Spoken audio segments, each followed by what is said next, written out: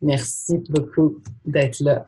Donc, comme je disais, on travaille ensemble tous les deux sur les parcours, entre autres, de l'école. De ton côté, tu es très, très impliqué dans l'entrepreneuriat au féminin. Puis, on s'est rencontrés quand je suis rentrée en poste il y a quelques mois maintenant. Puis, on collabore ensemble sur des parcours, dont celui un peu vers l'avenir qu'on vient de lancer cette semaine, qui est pour les femmes qui se tiraient un salaire de leurs activités commerciales et qui ont quelques difficultés actuellement dues à la situation actuelle à cause de la COVID-19. Puis tu as gentiment accepté de m'accorder du temps et ton expertise pour pouvoir justement répondre aux questions que beaucoup d'entrepreneurs se posent actuellement par rapport à leurs finances, au fonctionnement pour les banques, au fonctionnement pour les prêts, au fonctionnement de toutes les mesures qu'il y a actuellement. Donc aujourd'hui, on va passer ensemble à travers ça. Oui, merci de m'avoir invité. Merci à toi. Fait que, tranquillement, pas vite, est-ce que tu voudrais commencer par nous parler un petit peu de, déjà, ce que tu fais, puis deux, pourquoi tu considérais que c'était important justement de venir nous parler aujourd'hui, puis peut-être nous présenter ce que tu voulais. Oui, parfait. Puis Stéphanie, s'il vous plaît, si ma connexion devient lente, fais-moi savoir. Je vais essayer de me connecter sur un autre réseau, OK? Oui, parfait, pas de problème. Merci. Je me mets sur silence pendant que tu parles. Mais ce que je fais, en fait, j'ai bâti le département pour les femmes entrepreneurs à travers le Canada pour la TV. Ça fait 1 an et demi, en fait, qu'on travaille sur le projet. Et puis, la semaine qu'on faisait, en fait, le lancement de nouveaux segments, donc qu'on annonçait au marché, qu'on s'ajustait dans nos approches avec des différentes solutions qui étaient spécifiquement pour les femmes entrepreneurs. C'est la semaine qu'on a dû être en confinement à cause du COVID. Ça a été comme le 12 mars, là, je crois qu'on faisait l'annonce. Puis en ce moment, oups, il faut juste que je ferme mon téléphone. Puis en ce moment, je pense que c'est super important qu'on se parle parce que à chaque semaine, à chaque jour et à chaque heure, il y a eu des nouveaux programmes depuis cette pandémie. Puis les programmes continuent à s'ajuster en temps réel. Fait que ce qu'on pensait vrai la semaine passée n'est pas nécessairement vrai aujourd'hui. Puis je crois que la manière que les informations sont communiquées, ça peut être vraiment mélangeant de savoir quel programme s'applique à qui. Puis c'est quoi les critères de chacun. Souvent, ce que je remarque, c'est que les gens combinent en fait 2, 3 programmes en même temps, puis ils se disent OK, si je suis ça, je vais appliquer, mais dans le fond, ils parlent de 3 choses différentes. C'est bien de savoir ce qui est disponible, mais aussi de comment appliquer, puis à qui qu'on va pour obtenir cet argent-là. C'est très complexe, le mécanisme en arrière de ça, puis des opérations. Je trouve que tu as tellement raison, puis moi, je me sens privilégiée de t'avoir dans mon réseau parce que tu as clarifié tellement plein de choses pour moi. Fait que je trouve ça bien qu'aujourd'hui, tu le fasses pour les autres. Écoute, si tu veux bien, on va commencer tout de suite. J'aimerais ça que tu me parles de, actuellement, c'est quoi le programme pour les entrepreneurs qui est le plus populaire au Canada? Ouais, le plus populaire au Canada et il y a eu plus de 2 millions d'entrepreneurs à ce jour qui ont pu en bénéficier. Là. Il y a des milliers de personnes par jour, de plus en plus, qui l'obtiennent. En anglais, ça s'appelle CIBA, puis en français, c'est CUEC. Donc, le compte d'urgence pour les entreprises canadiennes, qui est un prêt de 40 000 sans intérêt. Puis, c'est de l'argent gouvernemental qui se fait passer à travers les banques. Fait que c'est un programme gouvernemental, mais les entrepreneurs appliquent chacun directement sur la plateforme de leur banque. Les critères de ce prêt-là sans intérêt, tu dois avoir payé plus de 20 000 en salaire, donc ton T4 Summary, en 2019, et pas plus que 1,5 million. Donc, la semaine passée, les critères étaient tu devais avoir payé 50 000 minimum à tes employés, jusqu'à 1 million. Et ils se sont rendus compte que ça excluait plusieurs petites entreprises. Fait que cette semaine, ils se sont ajustés. Et puis maintenant, tu as juste à avoir un minimum de 20 000 de summary. pour pouvoir englober encore plus de personnes. Donc, ils font vraiment leur part, honnêtement, là. Puis, c'est sûr que cet argent-là, oui, elle est sans intérêt pendant 2 ans.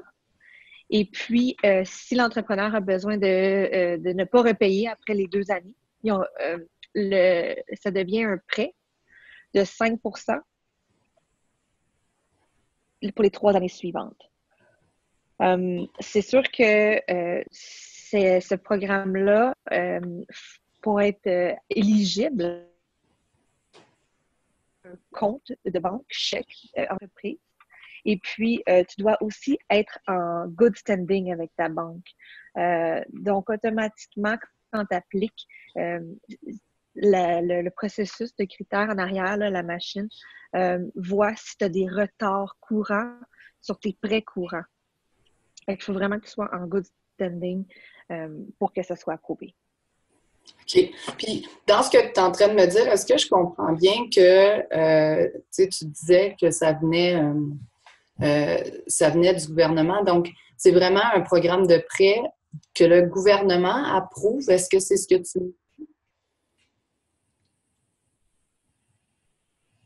Ah, attends une seconde, tu es sur silence. Spécial, hein? Je suis désolée. Oui, c'est exactement ça. Donc, tout ce qui est juridiction du prêt, tout ce qui est approbation, les entrepreneurs voient en fait la plateforme de leur banque. Donc, il faut vraiment qu'ils appliquent seulement à la banque qui font déjà affaire. Ce n'est pas un programme qu'on essaie d'acquérir des clients, là. Donc, par exemple, TD, RBC, BMO, ils tapent CIBA, Enter. C'est sûr que pour les entrepreneurs, ils voient la plateforme de la banque. Mais tout le back-end, c'est le gouvernement qui prend la décision. Donc, c'est sûr que nous, en tant que banquier, on n'a absolument aucun pouvoir à l'approbation ou le déclin. C'est même pas nos systèmes qui regardent ça. Fait qu'ils ont utilisé, en fait, les banques pour s'assurer que l'argent vienne se déposer dans un compte. Mais tout ce qui est juridiction, tout ce qui est approbation, déclin, c'est tout le gouvernement. Nous, on n'a absolument aucun lien, puis on ne peut rien faire. Ce qu'on peut faire, par contre, c'est s'assurer que vous ayez mis les bons numéros, donc vos 15 numéros de business number, votre succursale, votre numéro de compte, parce que là, depuis, ça va faire 3 semaines que c'est en vigueur. On remarque qu'il y a plusieurs entrepreneurs qui reçoivent des déclins, mais c'est juste à cause qu'ils n'ont pas marqué les bons numéros de compte. Puis dans le fond, ils devraient être approuvés. Fait que faites attention quand vous passez à travers l'application. Puis encore une fois, nous, on ne peut pas revenir sur la décision. Vous pouvez vous réessayer, mais avec les bonnes informations. Fait que ça, c'est quelque chose qu'on n'a pas de pouvoir pour vous aider. On a du pouvoir pour vous aider dans votre entreprise en ce moment pour plein d'autres choses, mais pas pour ce prêt-là. Puis si jamais j'ai été refusée, là, ne serait-ce que peut-être parce que j'ai mis des mauvais numéros de compte, comment je fais pour demander une révision de mon dossier? C'est ça. C'est directement avec le gouvernement sur leur site web. Et avant de faire ça, je vous conseille peut-être d'appeler votre banque directement, donc votre branch. Puis passer à travers toutes les informations, tous les chiffres, numéros. Eux, c'est la banque, c'est notre responsabilité de s'assurer qu'on va vous donner tous vos bons numéros de compte, puis vos bons numéros de business. Fait que ça, c'est la première chose à faire si vous êtes des cliniques. Après ça, si vous voulez faire une révision de dossier, parce que toutes les informations étaient bonnes, puis que vous êtes encore décliné, vous devez contacter directement sur le site web de CIBA Gouvernement pour qu'eux regardent votre dossier. OK, parfait. Puis là, tu disais justement que, ça, c'est le prêt de 40 000 qui est octroyé par le gouvernement, mais accepter ou refuser à ce prêt-là, il y a d'autres choses qu'on peut faire directement avec notre banque. Est-ce que tu voudrais m'en parler? Oui. Donc, obtenir de la nouvelle argent dans cette période de crise, c'est un élément qui est important pour la remise sur pied, puis qui est important pour continuer de saisir les opportunités. Mais ce qui est aussi important, par contre, c'est les prêts courants, de se donner un break en ce moment avec tout ce que l'entreprise supporte déjà. Fait que c'est sûr que d'aller chercher de la nouvelle argent pour supporter les prêts courants, c'est pas une bonne idée. Ce qu'il faut faire, c'est demander des arrêts de paiement sur les prêts et une augmentation de la marge de crédit. Fait que ça, c'est sûr que c'est deux éléments que vous pouvez contacter votre banquier. Parce que quand vous avez des prêts à long terme avec des paiements par mois ou même un loyer à payer, parlez avec votre landlord. Fait que c'est la meilleure manière en ce moment de survivre à travers toutes ces semaines-là. Si vous avez moins de paiements, ça va vraiment venir aider votre cash flow. Ça vous permet de garder cette nouvelle argent-là, pas pour payer une dette existante puis de vous rendetter encore plus. Ça va vous permettre de prendre cet argent-là pour faire des nouveaux projets. Puis la Fait que manière si je de comprends contacter bien, votre ceux qu'on banquier, a déjà, c'est dans le fond, les prêts, le loyer, de les reporter. Fait que ça va nous donner, par exemple, notre loyer nous coûte 1 000 $, ça va nous donner 1 000 $ de liquidité mensuelle pendant le temps où on demande un break à notre propriétaire ou à nos prêteurs dans le cas de la banque pour les prêts. oui, exactement. Puis le processus de demande d'arrêt de paiement est super simple. Toutes les banques ont simplifié ça pour aider le plus possible sur le cash flow, comme tu dis, sur la liquidité. Mais ce qui est important de savoir, par contre, c'est quand on demande un report de paiement, OK? Quand on diffère les paiements, les intérêts courus continuent. Fait que c'est sûr qu'il y a un coût à toute décision. Donc oui, c'est très bien. On vous donne 6 mois de break, mais c'est que vous augmentez de 6 mois votre amortisation sur votre prêt. Fait que vous payez 6 mois de plus d'intérêt. Fait que c'est pas de l'argent qu'on donne, puis c'est pas comme si on oubliait la dette. Fait que quand vous prenez une décision éclairée. Oui, c'est ça. C'est pas un pardon de dette, c'est bien un report de dette. Mais parfois, quand même, ça vaut le coup c'est quoi de le dire, de réfléchir ou de faire des prévisions. Parce que si, par exemple, on sauve en liquidité 1 000 $, je reprends ce même exemple-là mensuellement, mais que ça nous en coûte, je sais pas, un tout petit peu en termes d'intérêt plus tard, bien, des fois, ça vaut le coup actuellement de faire un report. Mais il faut être conscient que ça a un impact. Là, je vois plus la vidéo, Chantal.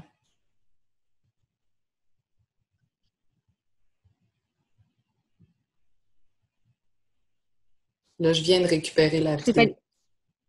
Oui, OK, ça mais coupe un peu. j'ai entendu ce que tu as dit, par contre, ouais, je m'excuse. C'est Non, ça il n'y a pas d'habiter de dans le problème. bois pendant le COVID, je suis désolée. C'est bien mieux. Euh, Fait que, peux-tu juste redire ta dernière phrase? Mais je Oui, c'est crois que ça. j'ai tout Ce que tu me compris. disais, c'est par rapport au prêt. Fait que je disais, c'est important de faire un choix conscient, mais parfois quand même d'avoir des intérêts sur un report, c'est plus favorable que de devoir payer aujourd'hui. C'est, tu sais, en termes de liquidité, c'est mieux d'avoir de l'argent un peu, l'expression de lousse, puis d'avoir un peu plus d'intérêt plus tard. Il faut faire un peu d'analyse pour voir qu'est-ce qui est le mieux pour nous. Mais, tu sais, oui, certainement, là, si ça peut permettre de survivre, en fait, c'est même mieux que d'emprunter de la nouvelle argent, là, comme, c'est sûr. Mais comme chaque situation est différente. Fait que c'est pour ça que je dis que c'est important de connaître tous les critères, puis les impacts de chacune des décisions. Puis oui, souvent, c'est mieux. C'est mieux de payer un peu plus d'intérêt, mais d'être capable d'avoir un mois de plus avant de recommencer à opérer, à place de mourir. Puis est-ce que ça va affecter mon entreprise pour le futur? Qu'est-ce qui va affecter ton entreprise pour le futur? Je comprends pas. Mais tu sais, juste dans les prêts, là, tu sais, mettons, là, justement, je reporte tout ça, puis il y a certaines difficultés où on ne sait pas le temps que ça va durer, tout ça, là. Donc, tu sais, tu nous expliquais que ça équivaut pas à une diminution de la dette. C'est vraiment pas un pardon, c'est un report. Donc, ça Oui. peut être utilisé pour donner un coup de pouce, là, en fait, un petit moment de pause, si tu veux. Mais, ultimement, à part le fait de le reporter, ça affecte pas d'une autre manière, là. Tu sais, si j'augmente, par exemple, ma marge de crédit aussi, comme tu me disais, là, ça, c'est parce que ça me donne une possibilité de liquidité, c'est ça? Oui, certainement. Puis c'est beaucoup mieux de faire ça que de manquer un paiement parce qu'en fait, en prenant ces actions-là, autant au personnel que du côté business, ben ton Beacon Score, ton Equifax, ta santé financière, là, elle n'est pas affectée parce que tu as le droit de manquer, en fait, un paiement dans un sens. Fait que ça l'affecte ton entreprise positivement dans le futur parce que par la suite, quand tu sortiras du COVID, il n'y aura pas eu de défaut sur ton dossier parce que tu vas avoir pris les bonnes actions. Puis il va y avoir des droits qui vont être octroyés. Fait que puis comme je le dis, là, autant au personnel que c'est important de faire la même chose avec les cartes de crédit, avec les hypothèques de maison, avec les prêts d'auto, c'est de demander des pauses. Parce que quand on les demande, puis on se les fait octroyer, on vient de se sauver de scraper son crédit. Puis tout est interrelié. Fait que demandez-les les breaks. Puis là, je trouve ça vraiment intéressant ce que tu dis. Ça m'amène à switcher un peu. Tu sais, très souvent, les petites ou très petites entreprises, il y a un lien très, très fin entre l'entreprise et l'entrepreneur. Donc là, tu lui as parlé rapidement de tout ce qui est perso.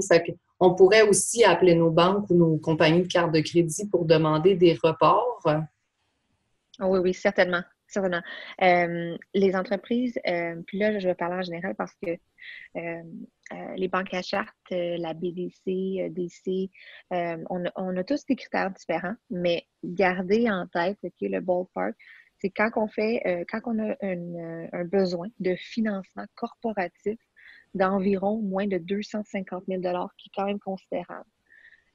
C'est tout le temps et très souvent lié au dossier personnel. Fait que comment qu'on agit personnellement en ce moment, pendant cette crise, va affecter les futures demandes de crédit d'entreprise. Parce que c'est sûr que si notre score personnel diminue et on a manqué des paiements, ça se reflète automatiquement quand on fait des demandes corporatives. Fait qu'il ne faut pas dissocier les deux. Puis en ce moment, les hypothèques de maison personnelles, il y a fausseté des paiements différés. Les cartes de crédit ont diminué leur taux d'intérêt, je pense, ils ont coupé à 50 je pense, toutes les cartes de crédit. Je vais parler pour la TD, mais plusieurs institutions financières ont fait ça. Puis ils donnent aussi des breaks de paiement minimum de 3 mois.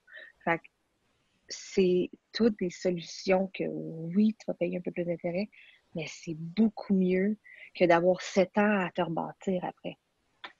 Oui, c'est ça, parce que dans le fond, le défaut de paiement, peu importe la situation dans laquelle on est actuellement, va faire ce qu'on appelle, si on veut, une tâche sur notre dossier de crédit. Puis c'est ça qui va nous rendre la vie difficile après si on veut emprunter, autant personnellement que corporativement. Autant. C'est comme exactement. Tu as bien résumé. C'est exactement ça. Puis comme, c'est sûr que côté personnel, il faut beaucoup moins de préparation. C'est presque octroyé en claquant les doigts. Fait que c'est juste un appel. Mais par contre, côté corporatif, côté business, quand vous allez demander vos augmentations de vente de crédit ou vos arrêts de paiement sur vos prêts courants, préparez-vous.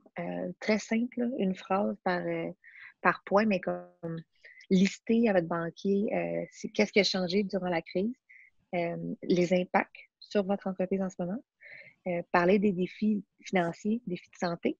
C'est correct aussi de parler un peu de personnel. Marquer toutes les actions prises à date pour essayer de mitiger ce qui se passe. Les actions prises, ça peut être vous avez mis des employés sur le chômage, vous avez appliqué pour le prêt si bas, puis là, vous êtes rendu à demander une augmentation de marge de crédit avec un prêt de 6 mois sur votre hypothèque.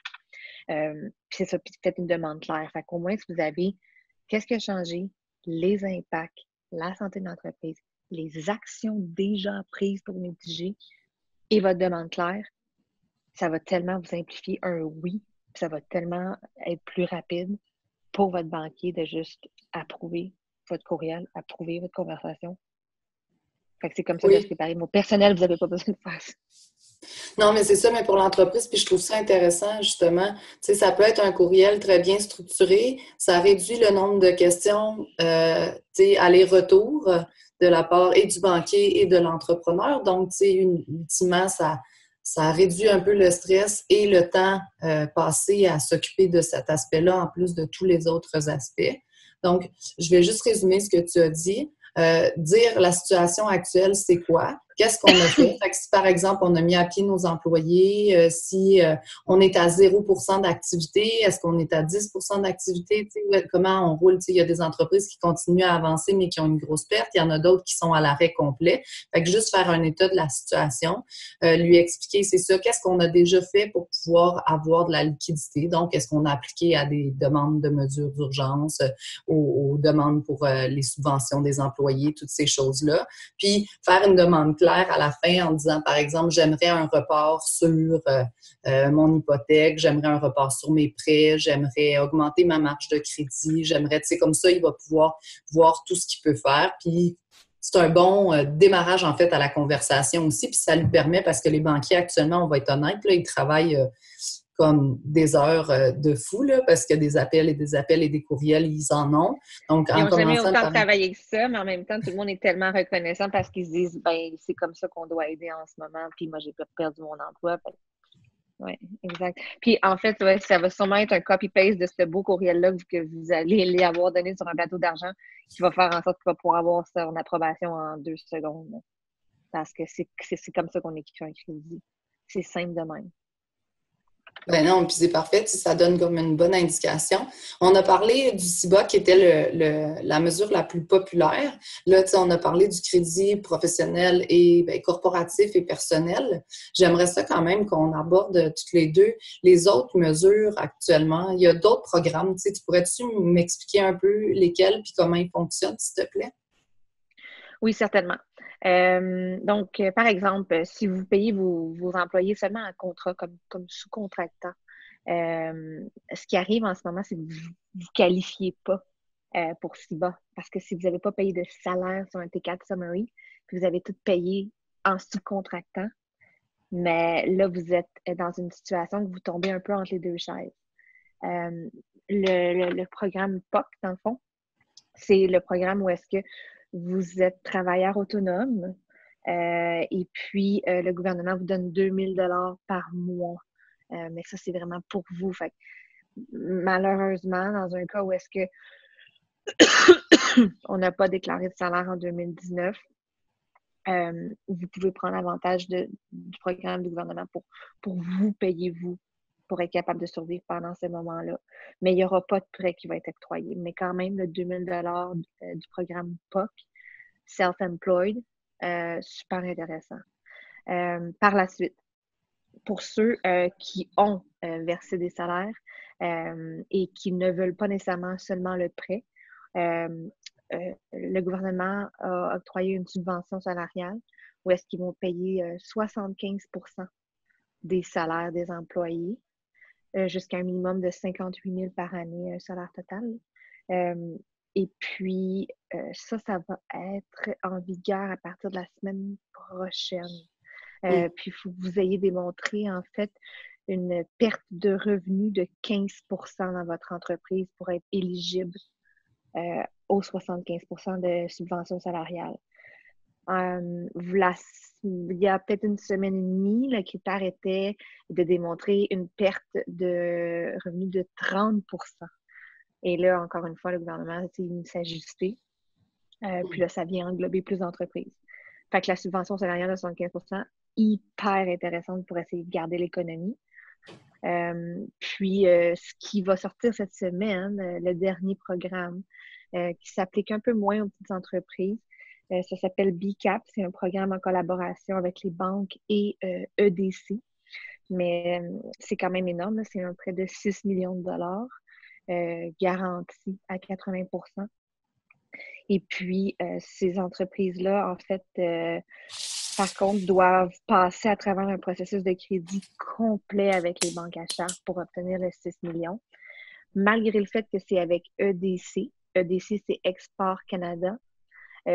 Les entreprises, c'est ça qui est un peu confus, les entreprises locales qui n'exportent pas sont aussi éligibles. Donc, ce n'est pas un programme qui est restreint au type de clientèle d'EDC d'habitude.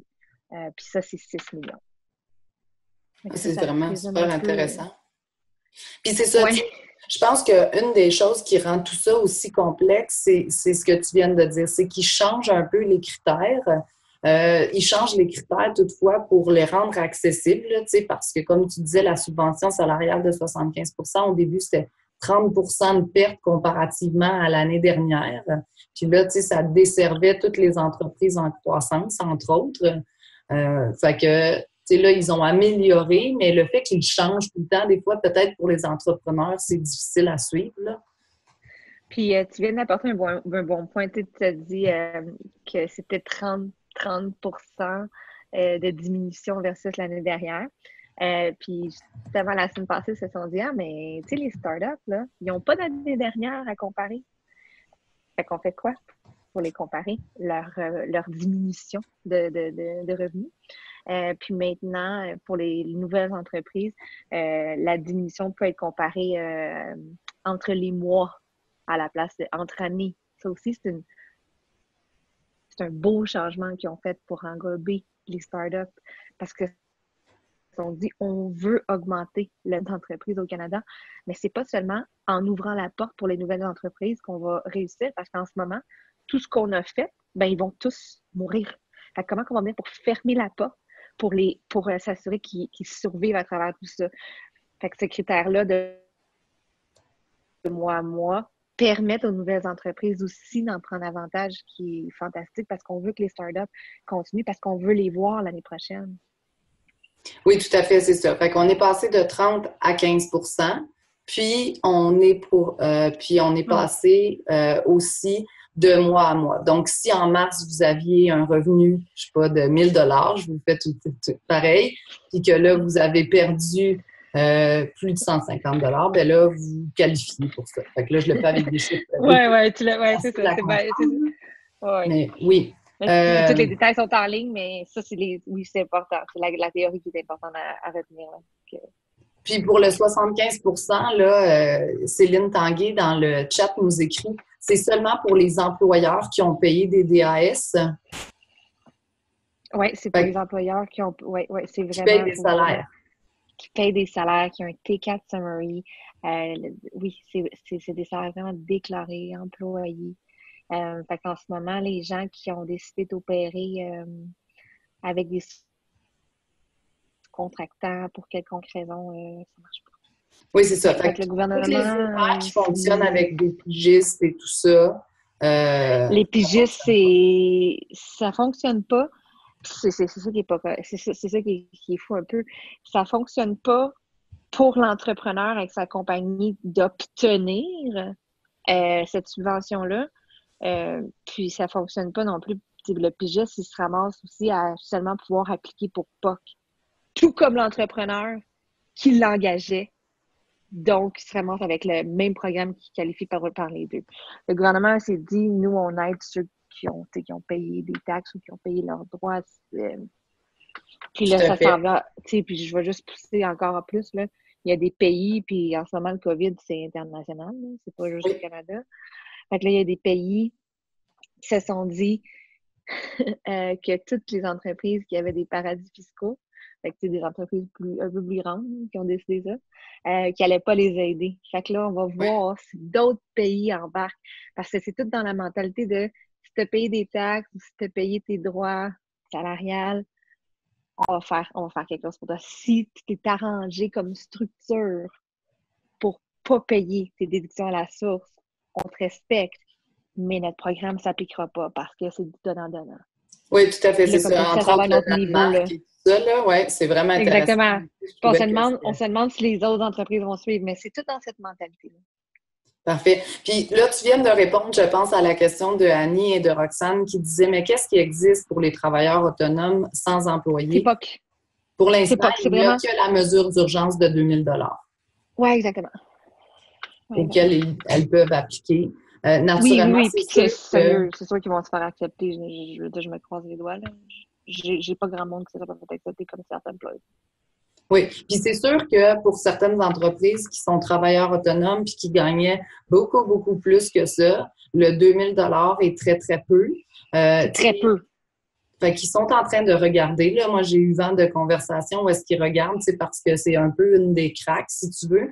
Mais ultimement, l'entrepreneuriat, si on veut, en théorie, on n'est pas couvert. On n'aurait pas de de chômage comme entrepreneur et tout ça. Donc là, ils sont en train de réfléchir à ça. Le POC, c'est vraiment, là, ça le dit, c'est mesure d'urgence. Donc, si vous avez plus de revenus actuellement, que vous êtes travailleur autonome, bien, le 2000 $ n'est pas pour aider la compagnie à la base, il est vraiment pour aider l'entrepreneur à subvenir à ses besoins, comme au même titre qu'un employé ou qu'un pigiste là, qui perdait son emploi.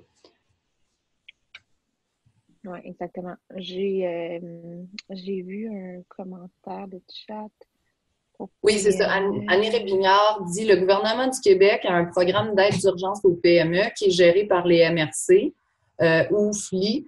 Fait qu'à Montréal, c'est PME Montréal qui s'en occupe, puis c'est un prêt qui va jusqu'à 50 000. Fait que dans le OK. fond, Qu'est-ce qui est par province?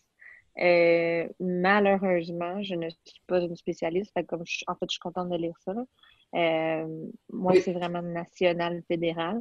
Mais c'est vraiment un bon point. C'est Puis si tu veux, je peux un peu très renchérir important parce que, tu sais, de regarder. tout à fait. Les organisations, OK. en fait, combinent. L'idée, ce n'est pas de dupliquer deux aides. C'est quand tu ne peux pas avoir accès à une aide, par exemple au fédéral, bien là, ils ont mis des mesures compensatoires, si vous voulez, au provincial dans certains cas.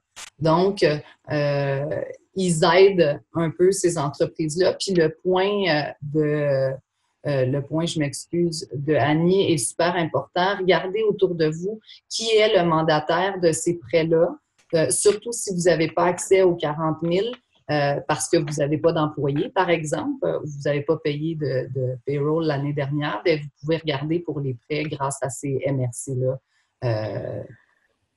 Puis ça m'amène sur un point Oui, aussi, tu sais, tu as raison, puis il y a des solutions qui existaient avant, en fait, cette pandémie. Puis je pense en ce moment, exemple, à la BDC, qui ont aidé plusieurs de mes clientes avec leurs prêts en ligne. C'est un prêt super facile à obtenir. Ça prend vraiment pas beaucoup de temps. C'est un prêt de maximum de 100 000 pour des opérations quelconques. Il n'y a pas beaucoup de restrictions, mais ce 100 000-là, en ligne, le prêt de la BDC existait avant, existe maintenant et existera plus tard. oui. Fait que ça aussi, c'est quelque chose à aller voir, puis c'est pas spécifique. C'est pas spécifique au COVID. Oui, il y a un intérêt relié à ça, mais tout type d'industrie en ce moment, et incluant ceux qui ont qui avaient des contracteurs, peuvent appliquer. Puis puis vous devez, comme toute demande, expliquer pourquoi vous demandez l'argent, quel est votre projet, puis tout ça. Fait que vous pouvez y aller aussi dans une lignée traditionnelle, là. Tant qu'à prendre un prêt de 50 000 avec intérêt, mettons avec PME Montréal, mais donc considérez aussi BDC en ligne, qui va vous prendre 10 minutes, tu sais. Oui, tout à fait. En fait, ils ont facilité un peu l'accès au crédit dans les cas où est-ce que tu étais qualifiable déjà pour des prêts. Oui, comment? Que veut dire BDC? Julie, BDC, c'est Banque de développement du Canada. C'est un autre des organisations financières. En fait, ils font du crédit à l'entreprise en général. Donc, c'est une autre institution qui peut t'aider à avoir du crédit outre les banques à charte, comme par exemple la TD. Oui, exactement. Fait qu'on c'est une banque de développement, puis leur seul shareholder, c'est le gouvernement. Et puis, ils sont dédiés qu'aux entreprises, donc Business Development Bank of Canada. Puis, eux ont un prêt en ligne super facile à obtenir. Fait que faites juste taper prêt en ligne, BDC 100 000. Vous pouvez demander 20 000 aussi, là. Puis, vous allez avoir toute l'application. Ça aussi, c'est très bon. Excellent. Puis moi, je voulais savoir, tu sais, est-ce que je dois décider maintenant? Tu sais, comme il y a plein de choses qui se passent, la situation bouge de semaine en semaine, il y a des choses qui évoluent. Est-ce que je dois décider maintenant si j'aurais besoin d'une des aides ou de plusieurs aides? Est-ce que tu me conseilles d'être proactive immédiatement? Oui, oui, oui, vraiment. Oui. Si tu as un doute, une pensée, euh, attends pas. Parce que on sait pas. On est tellement dans un monde d'incertitude en ce moment, autant dans la santé que dans le monde financier, il n'y a aucune raison pour laquelle tu attendrais d'appliquer sur quelconque programme qui t'intéresse. Parce que faut pas attendre qu'il n'y ait plus d'argent, faut pas attendre que les millions de dollars soient partis, faut pas attendre de voir combien de temps ça va durer. Puis surtout, que la plupart des choses qui existent sont repayables à n'importe quel moment sans pénalité. Fait que si il y a une cloche qui sonne puis tu dis ça pourrait peut-être s'appliquer à moi, attends pas 3 semaines. Comme ça, non. Go for it, là. Moi, on se le fait dire sur nos appels de gestion, là. Fait que c'est vraiment comme fais ton possible pour obtenir ce que tu penses que tu as, mais maintenant, c'est pas dans un mois, là. On sait pas. On n'a jamais été dans une situation d'incertitude de même. Puis dans ce que tu disais aussi, là, dans les mesures dont on parle aujourd'hui, en fait, elles ont peu d'impact négatif si elles sont bien gérées. C'est dans le sens où si tu penses que tu pourrais potentiellement avoir besoin du 40 000 puis que tu qualifies, compte tenu qu'il est sans intérêt sur 2 ans, prends-le si tu l'utilises. Et repayable à n'importe quel moment. Oui, c'est ça. Puis là, on ne l'a pas dit, mais si tu le rembourses en totalité avant la fin de 2021, donc sur le 2 ans dont on parle, bien, le gouvernement fait grâce de 25 %. Donc, ton prêt de 40 000 va t'avoir coûté 30 000 là. Exactement. Dans le fond, tu as 25 du prêt qui devient une subvention. Fait que tu deviens avec 10 000 de gratuit.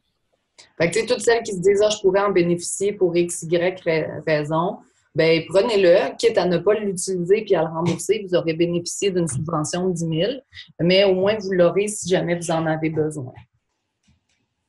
Comme à 100 faut pas attendre. Céline nous dit quelles sont les conditions pour le prêt des MRC. Comme on disait avec Chantal tout à l'heure, c'est individuel à chacune des MRC. Il va falloir les contacter eux directement pour voir parce que c'est pas un programme global, c'est vraiment des programmes de prêt qui sont rendus plus accessibles pour les entrepreneurs. Jessica Labbé, je ne comprends pas votre question. De quel prêt nous parlons présentement? MRC 50 000. Je pense que c'est ça la question. Elle dit de quel prêt qu'on parle. Oui, c'est ça. C'est parce que Annie nous disait qu'à Montréal, c'est PME Montréal qui permettait jusqu'à 50 000 de prêt quand comme les MRC. Là, c'est un programme provincial plutôt qu'un programme fédéral. Est-ce que je devrais combiner toutes les aides possibles? Tu sais, si j'ai le droit, moi, à la subvention salariale, oui. Ils sont toutes complémentaires. Tu sais, mettons, une subvention salariale, c'est de l'argent que tu n'auras jamais à repayer, qui t'aide à employer des gens et qui t'aide à redémarrer l'économie. Un prêt de 40 000 sans intérêt, c'est fantastique, mais tu dois quand même remettre l'argent. Par la suite, le POC d'urgence, ça s'adresse pour une autre situation. Comme c'est sûr que oui, tu combines, puis tu regardes exactement ta situation, ton cash flow, puis tu appliques sur tout ce qui peut t'aider. Tu choisis pas, là. C'est pas un ou l'autre, là. C'est complémentaire. Tout à fait. Puis ensuite, je me disais, tu sais, on en a parlé tout à l'heure, mais on discutait toutes les deux par rapport au crédit. Tu sais, on s'est parlé de crédit personnel versus corporatif. Puis, je te demandais un petit peu plus tôt, est-ce que ça, tu sais, tu m'expliquais que le crédit, en fait, jusqu'à des prêts de 250 000, ton crédit personnel est considéré dans l'emprunt. Si je fais un emprunt actuellement, puis que malheureusement, je suis comme pas capable de le rembourser, qu'est-ce qui se passe? T'sais, on a dit qu'on avait comme un prolongement, mais j'aimerais bien que tu me le réexpliques, s'il te plaît. Donc, c'est sûr que si, quand il s'agit d'un prêt avec une banque achat, donc tu sais, des RBC, BMO, ça va être la juridiction courante. Donc, dans ce moment, dans ton entreprise, si tu signes à 100 garantie personnelle, dans tous tes prêts d'entreprise, ça va être la même chose. Pour qu'est-ce qui est du prêt gouvernemental, donc le CIBA, en fait, le 40 000, il y a encore la confusion. On se dit, nous, en tant que banquier, quand on lit, quand on a parlé avec le gouvernement, que l'entreprise sera tenue responsable de repayer le 40 000 après les 5 années. et que la personne ne sera pas tenue responsable personnellement, mais que l'entreprise le sera. Donc, l'incorporation sera tenue responsable pour CIBA. Si les informations que nous avons à ce jour, ce matin. C'est une question qui a été beaucoup, beaucoup posée. Oui, c'est ça, parce que je veux répéter que tu as dit, là, on a 2 ans pour le rembourser sans intérêt. Si à l'intérieur des 2 ans, c'est pas possible, on a un 3 ans supplémentaire où est-ce que là, ça va être un prêt à 5 %. Puis après, ben c'est ça. C'est dans le fond, ce que tu viens de dire, c'est qu'en date d'aujourd'hui, donc le 24 avril 2020, en date d'aujourd'hui, l'information que vous avez, c'est que ça va être le Inc., donc l'entreprise qui va être tenue responsable du remboursement. Oui, exactement. Comparativement à la plupart des prêts bancaires habituels qui sont toujours liés avec une garantie personnelle, celui-là, les informations qu'on a, c'est que seulement l'entreprise sera tenue responsable. J'ai comme envie aussi que tu me parles, là, j'adore quand on a ces discussions-là, toutes les deux. Mais parle-moi de certains modèles ou exemples innovants que tu as vus dans les dernières semaines, puis qui permettent à des entreprises de, tu sais, soit se repositionner, soit reprendre à flot, soit, tu sais, j'aime les beaux exemples, c'est important qu'on en ait aussi, puis se rendre compte que ça fonctionne. Oui. C'est sûr que c'est ça, ça fait mal à beaucoup de personnes, mais il y a vraiment des belles histoires qui sortent de la crise du COVID en ce moment. Les gens, certains d'entre eux ont fait aller leur créativité, puis ils étaient dans un domaine qui leur a permis, en fait, de prendre avantage de cette crise-là. J'en ai quelques-unes. On a une cliente qui, Just Bite, faisait des memberships pour des collations santé pour les enfants. Puis, la première semaine du COVID, malgré le fait qu'elle était dans la nourriture, elle a vu 35 de baisse de son chiffre d'affaires parce que j'imagine que la population s'est dit tout ce qui est membership, je cancelle maintenant. Puis, tu sais, c'est comme ça que je vais faire attention à ma survie dans les prochaines semaines. Donc, 48 heures plus tard, elle a fait un nouveau produit qui était à la place de faire ses propres boules énergiques pour les enfants. Elle a créé un Kids Pack pour la maison, pour que les enfants puissent créer leur propre boule d'énergie à la maison. Fait que ça vient rencontrer le besoin que les parents sont à court d'idées à quoi faire avec leurs enfants pour les entertainer à la maison. Fait que ça leur donne une activité. Puis en plus, c'est de la nourriture. Puis elle a vu son fichier d'affaires grimper comme ça n'avait pas de bon sens avec ce nouveau produit-là unique. Puis la semaine d'après, qui est comme il y a 2 semaines, IGA l'a contacté pour commencer à les vendre dans leur point de vente. Fait que jamais qu'elle aurait même pensé de créer ça. Puis là, maintenant, elle a un nouveau client qui est IGA. Puis elle a continué à shipper, mais à la place de shipper des affaires déjà toutes faites, ben, elle ship des paquets d'amusement de cuisine. C'est vraiment très cool. C'est vraiment cool. Ça a été super rapide. Bonne idée. Ça l'adresse vraiment un besoin dans le marché. J'ai une entrepreneur qui s'est partie en affaires, ça va faire pas plus de 5 ans. Elle manufacture des luminaires dans les cantons de l'Est. Et puis, elle avait pignon sur rue à Montréal. Puis, l'expérience, c'était vraiment, tu choisis ton modèle, tu choisis ta plaque, étape par étape. Fait qu'elle a fait un atelier. Fait que vraiment, les gens doivent se présenter en personne pour construire leur luminaire. Puis, elle voulait toujours faire une plateforme en ligne, elle n'a jamais eu le temps. Elle a pris tout le mois pour créer l'expérience, donc les étapes par étape de sélection en ligne. Puis, elle a launché la semaine passée. Fait que maintenant, les gens sont obligés de se présenter en personne pour vivre l'expérience puis créer vraiment ce qu'ils voulaient. Ça fonctionnait super son modèle d'affaires. Puis maintenant, tu peux vivre l'expérience dans le confort de ton salon. Puis c'est quelque chose qu'elle voulait faire depuis toujours, puis que jamais qu'elle a pris ça parce que c'était tout le temps poignée dans les opérations, dans la manufacture. Puis ça va peut-être même lui permettre de fermer pignon sur rue, donc lui sauver des milliers de dollars par mois en loyer grâce à ça. Fait que ça se peut que comme ça soit juste du positif dans tout ça. Là. Oui, J'en ai plein d'autres. Mais c'est certain que c'est une belle opportunité. Des vêtements.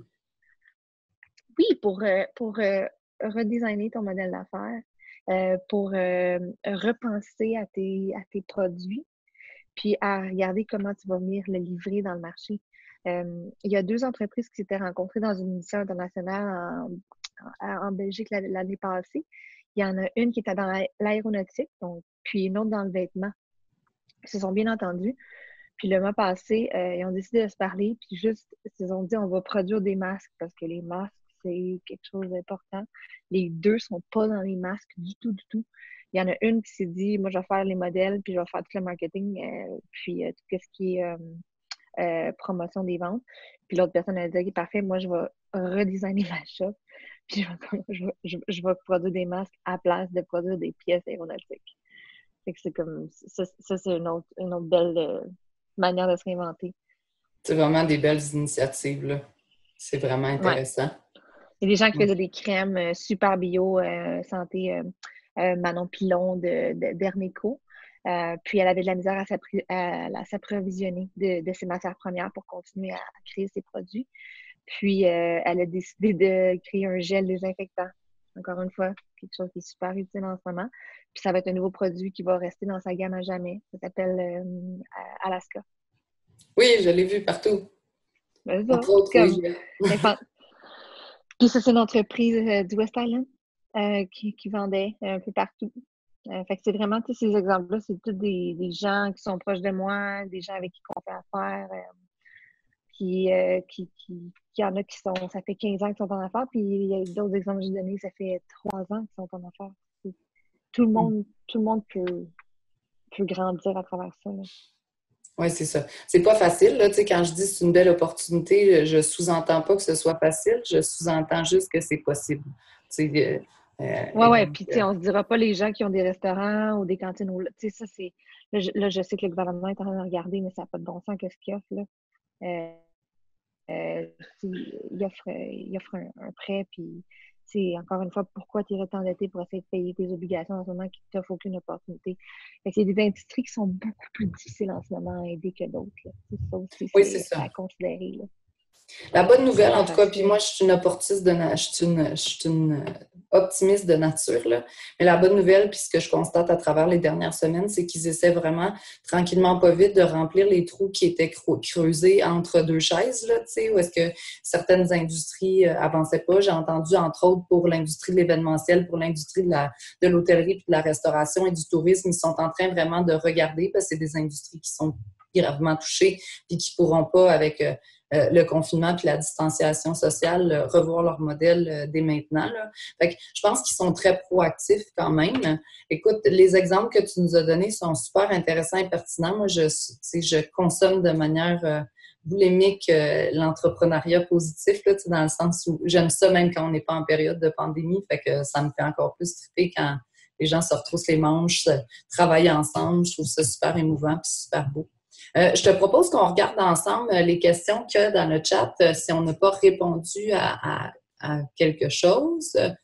Ouais, j'aimerais juste clore le sujet qui est les opportunités d'affaires, puis essayer de se réaligner avec la nouvelle réalité, en encourageant aussi, ben, en fait, les gens qui écoutent, de prendre des webinaires, c'est vraiment la meilleure chose à faire en ce moment. On a le temps, en plus, on n'a même pas besoin de conduire pour se rendre nulle part, puis obtenir du contenu.